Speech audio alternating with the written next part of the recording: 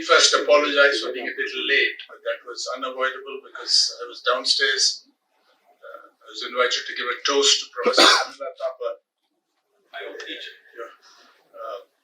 and there were some technical issues at their end connecting, but I was there and it took a little while.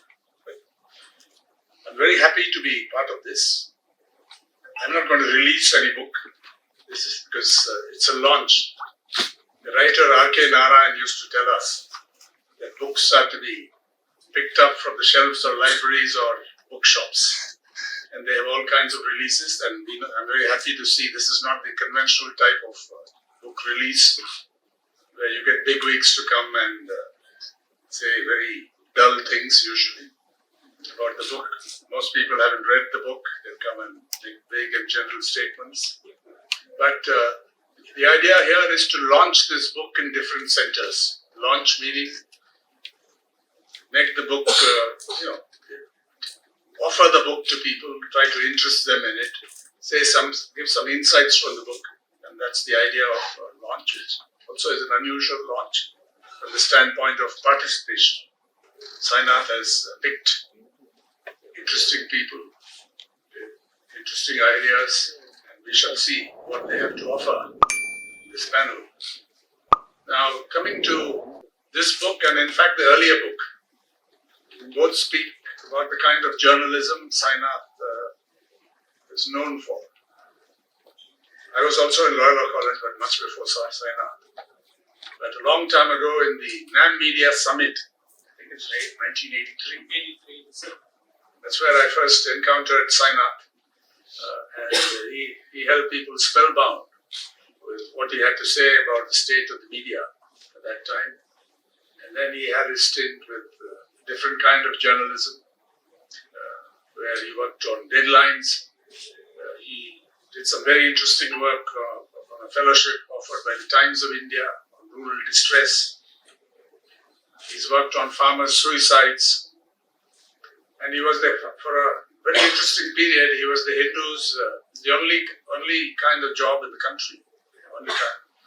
There was nobody else. Rural affairs editor of the Hindu, where there was absolutely nothing expected of him other than stories which would come in time. He had no hours. He had to report to the office, or he had some supervisory work. But I think for well over 200 days, maybe 250 days of the year, he traveled. And I remember an occasion where Sainath broke his foot. And after he hardly recovered, he started walking again, and he had to intervene. His foot would have been in danger, and so on. But the idea was that you're a reporter first. You go and find out, however senior you are, however many awards you won, you are first and foremost a reporter who seeks to discover reality or aspects of reality, get insights into things which are often missed. And this, I think, is the approach that brought about that work. Everybody loves a good drought. It's gone into many prints, many editions, and is a constant seller. It's on bookshelves. People talk about it because it captured the truth at the time, the truth about droughts, how droughts were responded to, and what happened in the end to the people who suffered from it, the kind of corruption and waste that accompanied these responses to droughts. That was one kind of book. On this book, I followed it over the years, the idea of the book. Yet I think Sainath also is not always in a hurry. He takes his time, and this book has been in the making for several years. The last heroes, foot soldiers of Indian freedom, he's talked about it. But the first challenge was how to discover these last heroes. How do you know? They are not in print, they have no profile, other than a few like N. Shankaraya or R. Nallakar, or leaders of the communist movement, and very well known, held positions. But from many of the others, if they were known at one point, they had been forgotten. And some of them were not known outside their village or a small region.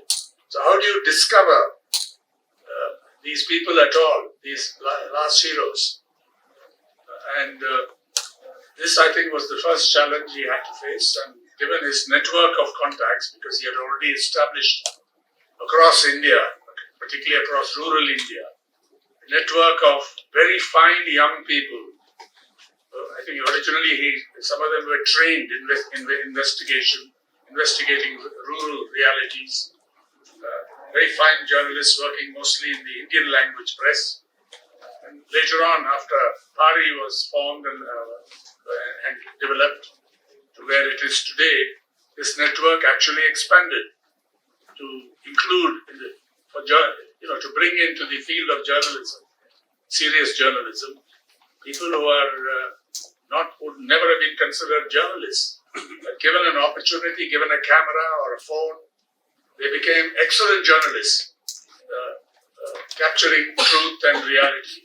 And that network, I think, enabled Sainath to overcome this challenge or meet the challenge of discovery of these people. The other problem was time was getting on. How long would they live? I think the youngest person in the book was 90. 92. Madhuswarajan was the youngest. 92. But right now, of the ones alive, the youngest is 97, the oldest is 105.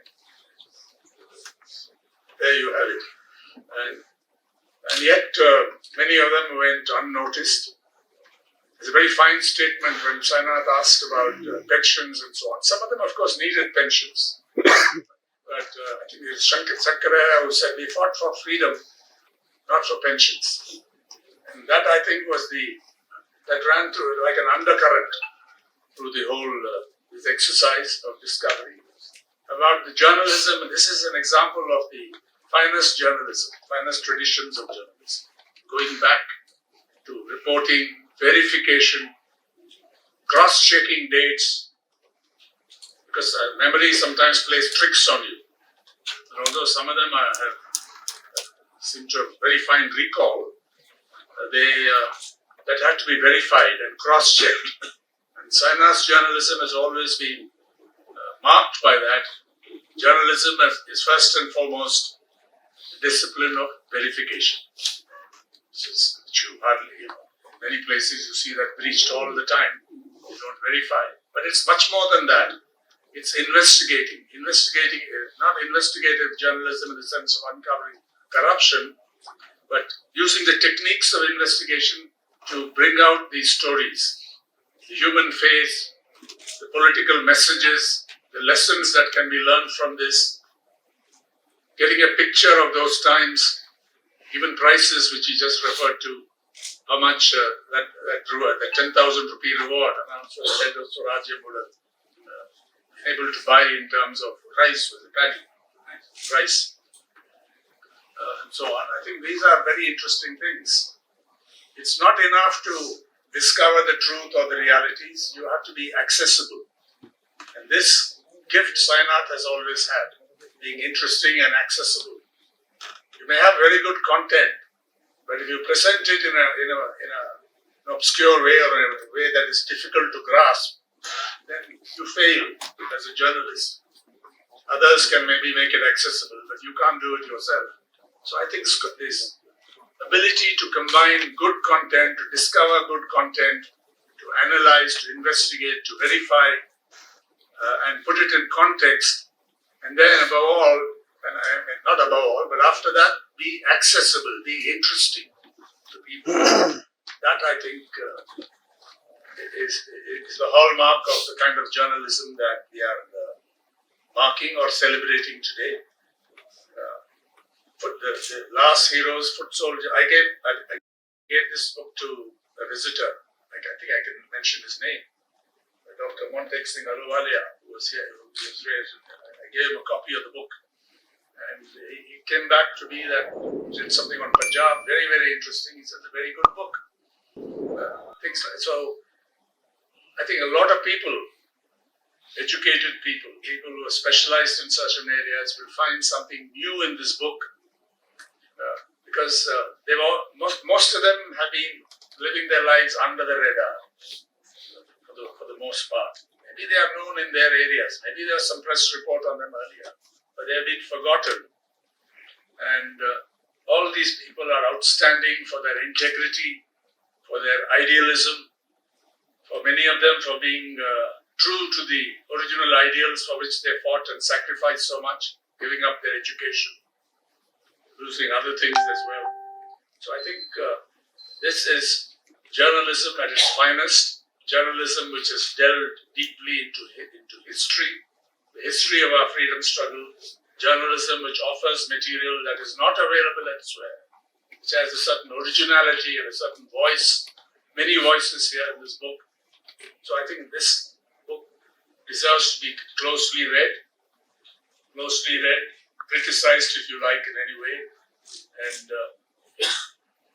disseminated among young people in particular. So I hope I wish this book at this launch the very best, and I hope it will make a difference. It will influence a number of young journalists as well as others who get a sense of what it was to be involved in the freedom struggle. Thank you very much. We have a photograph, no unwrapping of paper and all that, but we'll let you see the book.